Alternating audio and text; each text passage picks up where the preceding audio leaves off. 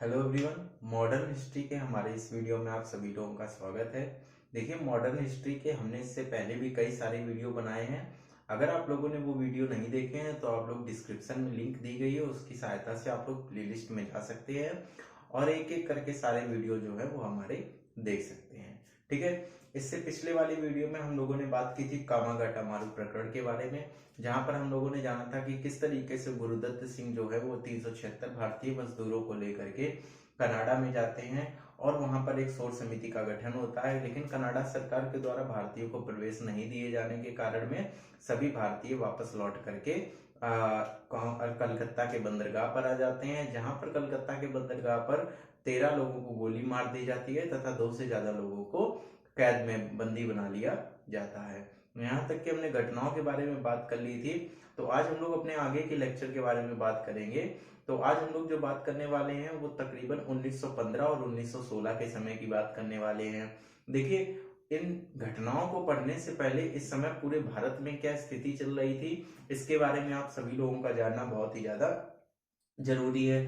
तथा ये जो आज के टॉपिक हैं ये बहुत ही ज्यादा इंपॉर्टेंट है। इनसे 1 से लेकर के 2 क्वेश्चन तो डेफिनेटली हर एक एग्जाम्स में बनते ही बनते हैं। ठीक है। लेकिन ये जितनी भी चीजें हैं इनको समझने के लिए आपको हमारे पिछले वीडियोस को देखना भी बहुत जरूरी होगा। तो पिछले वीडियो की कुछ बातें मैं आप लोगों को रिकॉल करा देता हूँ कि देखिए, जैसा कि आप सभी लोगों को पता है कि 1907 ईस्वी में सूरत अधिवेशन हुआ था, जहां पर गोपाल कृष्ण गोखले तथा फिरोज शाह मेहता ये नहीं चाहते थे कि तिलक जो है वो किसी भी अधिवेशन की अध्यक्षता करे।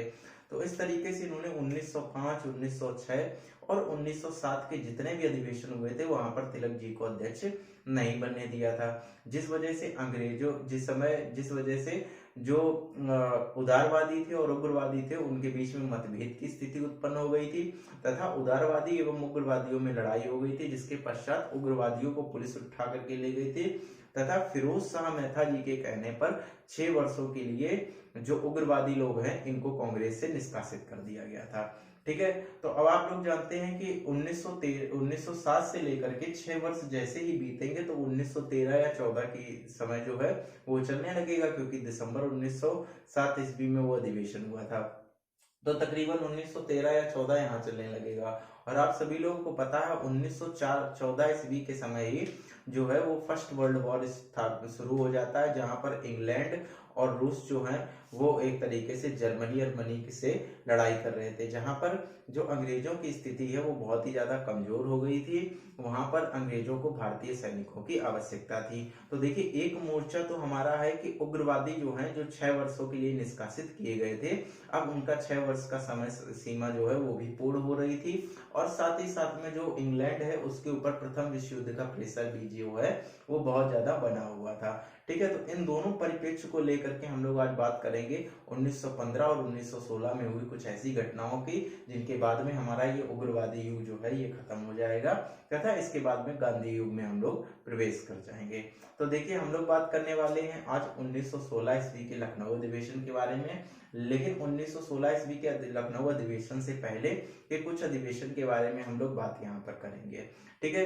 तो जैसा कि आप सभी लोगों को बताया 1914 ईस्वी में उग्रवादी जो कि कांग्रेस से दूर थे, इनका समय सीमा जो है वो पूरी हो जाती है तथा साथ ही साथ में जो कांग्रेस के कुछ ऐसे सदस्य थे जो उग्रवादियों का वर्चस्व जो है वो कांग्रेस में नहीं चाहते थे, जिस वजह से जो उग्रवादी हैं वो कांग्रेस में ज्यादा प्रवेश नहीं ले पाते हैं।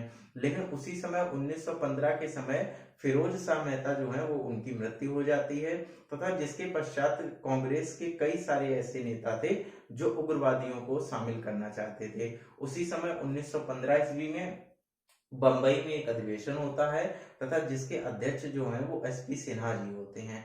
एसपी सिन्हा जी जो हैं वो कांग्रेस में एक प्रस्ताव पारित करते हैं जिसके द्वारा वो जो उग्रवादी हैं उनको कांग्रेस में मिलाने की बात करते हैं, जिस कारण उनके प्रस्ताव को जो है वो पास कर दिया जाता है।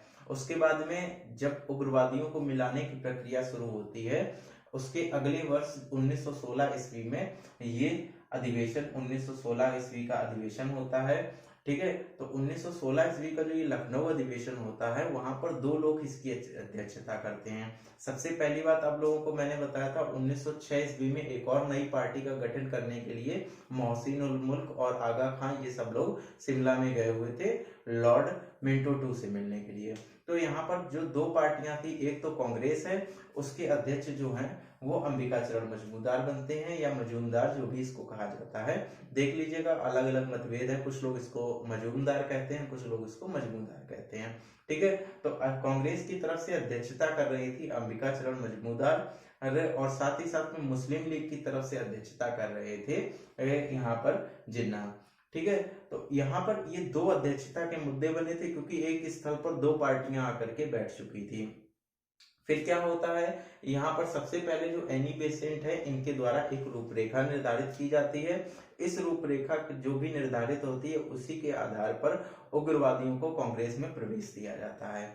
अब जो है वो उग्रवादी कांग्रेस में प्रवेश पा चुके थे, जिस वजह से आप सभी लोग जानते हैं कि तिलक जो है वो एक बहुत ही उग्रवादियों में एक सक्रिय नेता की भूमिका निभाते थे। तो तिलक जी ने क्या किया, जैसे ही ये शामिल हुए लखनऊ अधिवेशन में, सबसे पहले इन्होंने स्वराज्य का प्रस्ताव रखा, क्योंकि ये जानते थे कि इस समय जो इंग्लैंड है वो प्रथम विश्व युद्ध में विजय मतलब विजयी है, और साथ ही साथ में उसकी स्थिति जो है वो काफी कमजोर है। ठीक है, तो इनका ये मानना था कि यही वो समय है जिस समय हम लोग अगर स्वराज की मांग करते हैं तो हमारी स्वराज की मांग जो है वो पूर्ण हो सकती है। लेकिन जो इन्होंने स्वराज की मांग की, उसको कांग्रेस ने जो था वो सिरे से खारिज कर दिया। साथ ही साथ इन्होंने अपना एक और मत जो था वो सामने रखा था, जिस मत में इन्होंने एक बात कही थी। इन्होंने कहा था कि कांग्रेस के जो अधिवेशन है वो वर्ष में एक बार होते हैं, तथा कभी कभी जब विशेष अधिवेशन बनाया मतलब चलाया जाता है, तब वर्ष में इसके 2 बार अधिवेशन हो जाते हैं। तो इन्होंने कहा था कि इन कांग्रेस के सदस्यों में से कुछ कार्यशील सदस्यों को इकट्ठा किया जाए एवं कांग्रेस की एक कार्यकारी समिति का गठन किया जाए, जो कि वर्ष में सिर्फ 2 बार अध्यक्षता ना करके बल्कि पूरे वर्ष भर इसका कार्यक्रम करे तथा कार्यभार संभाले एवं जो कांग्रेस है उसकी नीतियों को तय करे। लेकिन ये प्रस्ताव भी जो था वो कांग्रेस के कुछ लोगों ने इनकी मांग को हटा दिया था। साथ ही साथ में जो कांग्रेस थी वो चाहती थी कि जो मुस्लिम लीग है यानी जिन्ना जो गुट है, ये भी क्या करे, भारत के स्वराज आंदोलन में पार्टिसिपेट करे। तो इस वजह से जो जिन्ना लोगों के जो मांग थी, जैसे कि मुस्लिमों को पृथक सांप्रदायिक निर्वाचन प्रणाली की मांग जो थी, उसके लिए तिलक जी जो है वो इनके समर्थन में आ जाते हैं। चूंकि अभी अभी उग्रवादियों एवं उदारवादियों में समन्वय स्थापित हुआ था, तो वहां पर कोई भी ऐसा नहीं चाहता था कि फिर से उदारवादी तथा उग्रवादी जो हैं वो 2 धड़ों में बट जाएं एवं यहाँ पर भी से फिर से इनकी कांग्रेस की शक्ति जो है वो कमजोर हो जाए। इस वजह से तिलक जी के बहुत ही ज्यादा आग्रह करने पर तिलक जी ने क्या किया, जिन्ना की ये जो सांप्रदायिक पृथक निर्वाचन प्रणाली की मांग थी इसको मान लिया गया। हालांकि कांग्रेस के काफी ऐसे सदस्य थे जो इस मांगों से पूरी तरीके से सहमत नहीं थे, लेकिन बार बार तिलक जी के आग्रह करने पर इस मांग को भी मान लिया जाता है।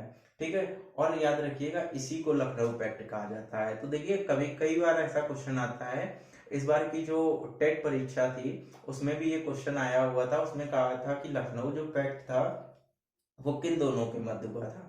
तो वहां पर 2 ऑप्शन दिए गए थे। पहला ऑप्शन वहां पर दिया गया था कि क्या उदारवादी तथा उग्रवादियों के मध्य हुआ था। तो देखिए उदारवादी एवं उग्रवादियों के मध्य समझौता नहीं हुआ था, वहां पर केवल और केवल क्या किया गया था, उग्रवादियों को कांग्रेस में शामिल कर लिया गया था, ये काम किया गया था।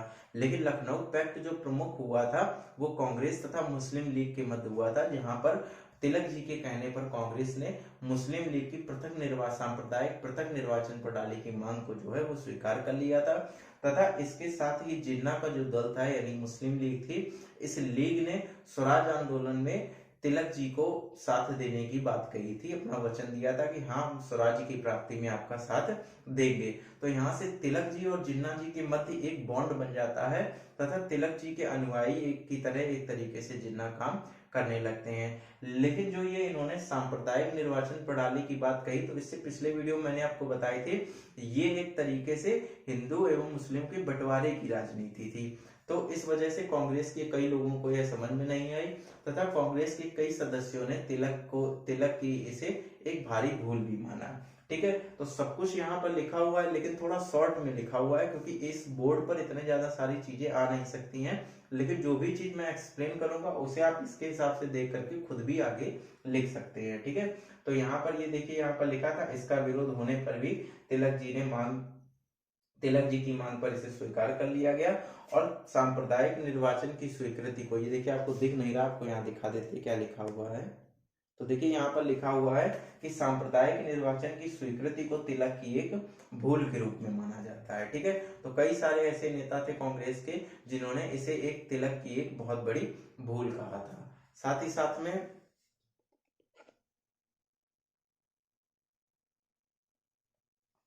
देखिएगा, जब यहाँ पर ये लखनऊ पैक्ट हो जाता है तथा उसी के बाद में फिर जो तिलक जी जो स्वराज की मांग कर रहे थे, कांग्रेस के सदस्यों ने इसे सिरे से नकार दिया था। तो इस वजह से तिलक जी तथा एनी बेसेंट ने होम रूल लीग आंदोलन शुरू करने का प्रयास किया। तिलक जी के जो भाव थे या विचार थे उनसे एनी बेसेंट भी प्रभावित थी और उनका भी यही मानना था कि इस समय अंग्रेजों की स्थिति जो है वो कमजोर है, तो क्यों ना ऐसे समय पर अंग्रेजों के सामने स्वराज की मांग रखी जाए जिससे अंग्रेज भी इनकी स्वराज की मांग मान ले। इस वजह से तिलक जी ने अपना अलग से होम रूल लीग चलाया था तथा एनी बेसेंट ने अपना अलग होम रूल लीग चलाया था। जी हाँ, बिल्कुल सही कह रहा हूँ कि तिलक जी का होम रूल लीग जो था वो बिल्कुल अलग था और एनी बेसेंट का होम रूल लीग जो था वो बिल्कुल अलग था। मैं हट जाता हूँ सामने से, यहाँ आप लोग देख लीजिएगा। तो देखिए यहाँ पर प्रथम विश्व युद्ध की बात आ जाती है, तो अब हम लोग होम रूल लीग आंदोलन के बारे में बात करेंगे 1916 में। अब देखिए क्या है, यहाँ पर अंग्रेज जो है वो भारतीयों की सहायता चाहते थे, लेकिन तिलक जी जो है वो स्वराज का प्रस्ताव चाहते थे तथा साथ ही साथ में एनी बेसेंट भी जो थी वो तिलक जी से सहमत थी। लेकिन यहाँ पर क्या होता है, गांधी जी जो होते हैं वो अंग्रेजों का साथ देने की बात कहते हैं, क्योंकि गांधी जी को ये लगता है कि शायद भारतीय अगर अंग्रेजों का इस युद्ध में साथ देंगे तो अंग्रेज जो है वो भारतीयों की इस उदारता से प्रभावित होकर के भारतीयों को भी कुछ जो है वो अधिकार प्रदान करेंगे तथा इनके हित के लिए कार्य करेंगे। तो ये गांधी जी का मत था, लेकिन जो तिलक जी जो थे उनका ये कहना था कि यही एक अवसर है जिस अवसर में हम लोग क्या कर सकते, बाजी मार सकते हैं तथा अपने हक को वापस ले सकते हैं। तो देखिए यहाँ पर इस तरीके से गांधी जी और इन दोनों लोगों में मतभेद की स्थिति उत्पन्न हो गई थी तथा गांधी जी को अंग्रेजों का साथ देने के कारण यहीं पर केसर ए हिंद की उपाधि भी जो है वो प्रदान की गई थी। लेकिन कुछ कांग्रेस में ही ऐसे नेता थे, उग्रवादी नेता और उदारवादी नेता थे, जो गांधी जी के इस रवैये को बिल्कुल पसंद नहीं करते थे, जिस वजह से उन लोगों ने गांधी जी को अंग्रेजों का सार्जेंट कहा था। ठीक है, अब बात करते हैं हम लोग यहाँ पर होम रूल लीग के बारे में। तो देखिए तिलक जी का जो होम रूल लीग था वो अप्रैल 1916 ईस्वी में शुरू हो गया था तथा जो एनी बेसेंट का होम रूल लीग था वो इनके अप्रैल के बाद में सितंबर 1916 ईस्वी में शुरू हुआ था। ठीक है, तो ये आप लोग याद रखिएगा, इनका 28 अप्रैल 1916 को शुरू हुआ था और इनका एनी बेसेंट का जो था वो सितंबर 1916 में हुआ था। ये देखिए आप लोगों को दिख रहा होगा, आप लोग चाहिए तो स्क्रीनशॉट ले सकते हैं यहाँ से। तो इनका जो था वो सितंबर 1916 में हुआ था। इन्होंने जो तिलक जी का होम रूल लीग आंदोलन शुरू हुआ था, इनका जो होम रूल लीग आंदोलन था वो बेलगांव कर्नाटक से शुरू हुआ था तथा जो एनी बेसेंट का होम रूल लीग आंदोलन था वो मद्रास अडयार से शुरू हुआ था। तो देखिए सबसे पहले हम तिलक जी के बारे में पूरी चीजें आप लोगों को बता देते हैं, जिससे आप लोगों के मन में एक रूपरेखा तैयार हो जाएगी। उसी के आधार पर फिर हम एनी बेसेंट का पूरा होम रूल लीग बता देंगे, जिससे आप लोगों के मन में जो पहले तिलक के होम रूल लीग को लेने के बाद में जो रूपरेखा बनी होगी वही आपकी यहाँ पर भी बनी रहेगी। तो याद रखिएगा, तिलक का जो होम रूल लीग आंदोलन था वो अप्रैल 1916 ईस्वी में आयोजित हुआ था, जिसके पश्चात में यहाँ पर जो था बेलगांव कर्नाटक में इसका आयोजन किया गया था। जिसके पश्चात में यहाँ पर जो इन्होंने जो अपना होम रूल लीग आंदोलन चलाया था वो मुख्यतः 4 क्षेत्रों में चलाया गया था। सबसे पहला इनका जो क्षेत्र था वो था बंबई, दूसरा जो इनका क्षेत्र था वो इनका था मध्य प्रांत, तीसरा इनका क्षेत्र बरार था और तथा चौथा इनका क्षेत्र जो था वो कर्नाटक था, क्योंकि बेलगांव से इसकी शुरुआत ही हुई थी। ठीक है, फिर इनके जो अध्यक्ष थे, अब देखिए यहाँ पर जो है वो तिलक जी अध्यक्ष और सचिव के रूप में किसी भी तरीके से नहीं थे। अगर ये क्वेश्चन आता है कि होम रूल लीग में जो तिलक जी का होम रूल लीग था उसमें अध्यक्ष एवं सचिव कौन है, तो आधे लोग इसमें क्या करेंगे, अध्यक्ष या सचिव के रूप में जरूर ही बाल गंगा इनको तिलक जी को लेकर के जरूर आएंगे, लेकिन ऐसा नहीं था। यहाँ पर अध्यक्ष और सचिव में से कोई भी तिलक जी नहीं थे। अध्यक्ष जो थे वो इसके थे जॉन बैप्टिस्टा और इसके जो सचिव थे वो एनसी केलकर जो थे वो इसके सचिव बनाए गए थे। ठीक है, तो यहाँ पर अध्यक्ष जो है वो जॉन बैप्टिस्टा और सचिव जो है वो एनसी केलकर बनाए गए थे। इस तरीके से आप लोग ये जो चीजें हैं इसको बहुत अच्छे से याद रखिएगा। साथ ही साथ तिलक जी जो है उनके समाचार पत्र भी निकलते थे। मैंने आप लोगों को बताया था कि 2 समाचार इनके पत्र प्रमुख थे, एक था मराठा और साथ ही साथ में एक और दूसरा समाचार पत्र जो कि अंग्रेजी भाषा में ही निकाला करते थे वो था। ठीक है, तो इस तरीके से इन्होंने 2 केसरी और मराठा नाम के 2 जो पत्र थे ये इन्होंने निकाले थे। दूसरी चीज क्या है, साथ ही साथ में इन्होंने जो था वो लाठी क्लब, अखाड़ा क्लब और इस तरीके से कई सारे विश्वविद्यालय एवं कई सारे जो संस्थाएं थी उनकी स्थापना की थी। जब ये इतना सारा आंदोलन कर रहे थे, ठीक है, उसी बीच में अंग्रेजों को जब यह पता चलता है कि एक तो हमारी स्थिति जो है वो इस समय खराब चल रही है, दूसरी चीज जो है वो हमारे खिलाफ में एक तरीके से होम रूल लीग आंदोलन जो है वो तिलक जी के द्वारा चलाया गया है।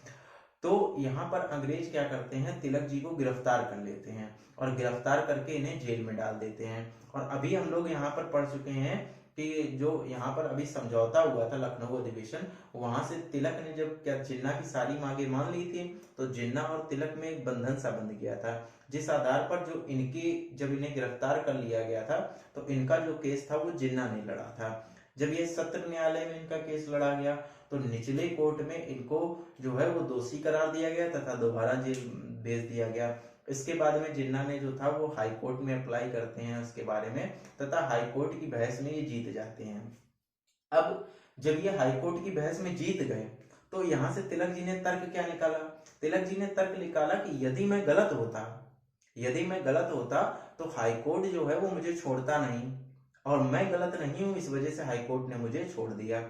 तो इन्होंने क्या माना, यहाँ पर इसको अपनी विजय माना तथा इसी चीज को राजनीतिक मुद्दा बना करके इन्होंने अपने आंदोलन को आगे बढ़ाया। ठीक है, तो यहाँ पर इसी चीज को इन्होंने राजनीतिक मुद्दा बनाया तथा इसी के आधार पर इनको आगे बढ़ाया और यहीं पर इन्होंने कहा था कि स्वराज्य मेरा जन्मसिद्ध अधिकार है और मैं इसे लेकर रहूंगा।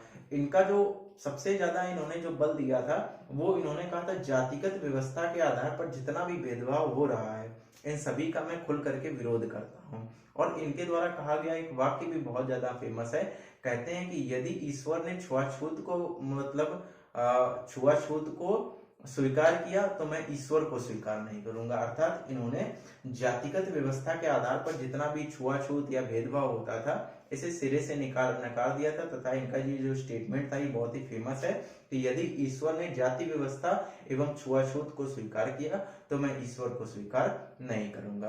तो इस तरीके से आप लोगों ने बाल गंगाधर तिलक जी के सारे होम रूल लीग आंदोलन के बारे में पढ़ लिया है।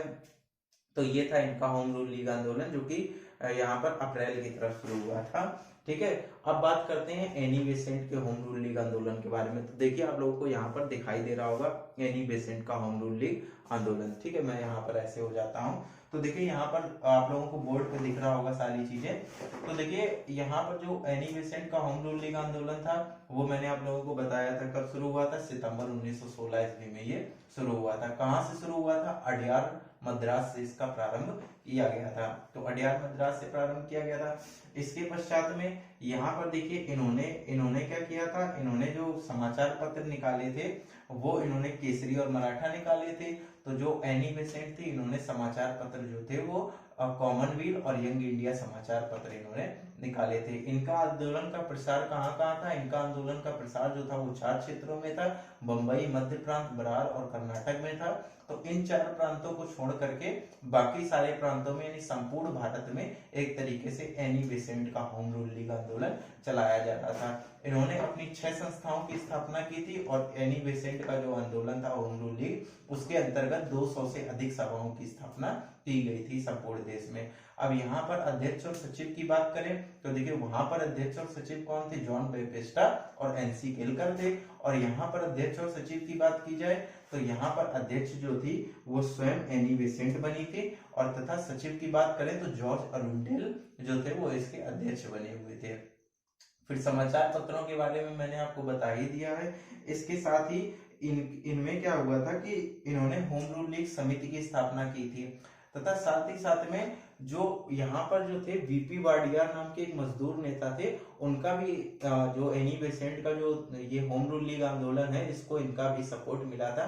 यानी एक तरीके से स्वराज्य समिति की स्थापना, होम रूल लीग समिति की स्थापना करने के साथ में कई लोग इनसे जुड़ गए थे। इस आंदोलन से गांधी जी जुड़ गए थे, जितने भी उदारवादी नेता थे वो भी इनसे आकर के जुड़ गए थे। साथ ही साथ में मजदूर वर्ग भी इनसे जुड़ गया था। पूरे भारत में एक व्यापक रूप ले चुका था किनका होम रूल लीग आंदोलन, एनी बेसेंट का होम रूल लीग आंदोलन। जिसके पश्चात में जब ऐसा होता हुआ अंग्रेजों ने देखा, तो जिस तरीके से इनके साथ में तिलक जी के साथ में किया था, उसी तरीके से इनको भी ये गिरफ्तार कर लेते हैं। तो जैसे ही इनकी गिरफ्तारी की सूचना गांधी जी को मिलती है, गांधी जी स्वयं तथा अपने साथ में 1000 जो सत्याग्रही होते हैं उनको ले आकर के जेल के सामने खड़े हो जाते हैं और वहां पर आंदोलन करना शुरू कर देते हैं। आंदोलन करने के साथ ही साथ में ये वहां पर चेतावनी भी देते हैं कि यदि इनको बाहर ना निकाला गया तो हम सभी लोग जेल तोड़ करके इनको रिहा कर देंगे। सभी जितने भी सत्याग्रही एवं क्रांतिकारी होते हैं उन सभी लोगों से एक प्रपत्र पर साइन कराया जाता है तथा उनके अंगूठों की छाप ली जाती है। और ये जो कराया था ये जमनालाल बजाज ने, और साथ ही साथ में इनके साथ में एक और नेता थे कि जमनालाल बजाज और शंकरलाल बैंकर। ये जो है जमनालाल बजाज और शंकरलाल बैंकर जो है, इन्होंने इन सबसे जो थे वो अंगूठे लगवाए थे तथा हस्ताक्षर कराए थे। जिसके पश्चात में भारतीय लोगों को एवं सत्याग्रहियों की इतनी बड़ी संख्या को देख करके अंग्रेज भी जो थे, पुलिसकर्मी थे तथा वहां के जो अन्य नेता वगैरह थे, जो जितने भी अंग्रेजी सरकार के थे, उन्हें गांधी जी एवं सत्याग्रहियों के सामने झुकना पड़ा। एवं उसके बाद में देखिए सितंबर में ये आंदोलन शुरू हुआ था और सितंबर 1915 में ही इन्हें भी आजाद कर दिया गया था। ठीक है, अगर नीचे का नहीं दिख रहा तो इसको मैं ऐसे सेट कर देता हूं। तो देखिए यहाँ पर अब आप लोगों को दिख रहा होगा कि किस तरीके से सितंबर 1917 को इन्होंने यहाँ पर रिहा कर दिया था। और जब इनको इस तरीके से 1917 ईस्वी में ये रिहा हो गए थे, तो इसके बाद में 1917 का जो अधिवेशन हुआ था कांग्रेस का, वहां पर एनी बेसेंट को ही अध्यक्ष बनाया गया था। कांग्रेस में पहली कोई भी महिला अध्यक्ष बनने वाली वो कौन थी, वो एनी बेसेंट थी। ये देख लीजिए, यहाँ से आप लोग ये चीजें लिख लीजिएगा अगर आप लोगों को लिखनी हो। तो यहाँ पर सब कुछ आप लोगों को मैंने बता दिया। तो देखिए आज का जो ये वीडियो था, ये मेरे ख्याल से बहुत ही ज्यादा इंपॉर्टेंट था, क्योंकि आप सभी लोग जानते हैं कि लखनऊ अधिवेशन जो है वो 1916 के बारे में बहुत ही ज्यादा पूछा जाता है। अक्सर इसके बारे में कुछ ना कुछ क्वेश्चन जो है वो आते रहते हैं। ठीक है, और मुझे जहां तक लगता है होम रूल लीग आंदोलन भी जो है वो बहुत ही ज्यादा पूछा जाने वाला है, जहां पर मैंने आप लोगों को बताया कि 2 प्रकार के होम रूल लीग आंदोलन चलाए जाते थे। आप लोगों को यदि इस वीडियो बनाने में किसी तरीके की कोई गड़बड़ लग रही हो, या आपको ऐसा लग रहा हो कि ये जो वीडियो है इसमें इस चीज की कमी है, तो आप लोग जरूर कमेंट बॉक्स में कमेंट कीजिएगा, ताकि मैं अपनी जो कमियां हैं उनको मैं सुधार सकूं। यदि आपको लगता है कि ये लिखा हुआ नहीं आपको पसंद आता है, मैं आप लोगों के सामने लिखूं ये सारी चीजें, तो भी आप लोग मुझे कमेंट करके ये बता दीजिएगा, तो मैं आप लोगों के सामने ये सारी चीजें लिख करके बता दूंगा। हालांकि इसमें समय कम लगता है और मैं इसमें एक ही क्लास में 2 क्लासों के बराबर मैं पूरा का पूरा कंटेंट आपके सामने रख देता हूं। इस वजह से मुझे ये ज्यादा सही लगता है आप लोगों को पढ़ाने का तरीका। बाकी आप लोग बताइएगा आप लोगों को कैसा लगा। अगर आप लोगों को हमारे वीडियो अच्छे लगे हो तो हमारे चैनल के साथ जरूर जुड़े। मिलते हैं हमारे नेक्स्ट वीडियो में, तब तक के लिए बाय।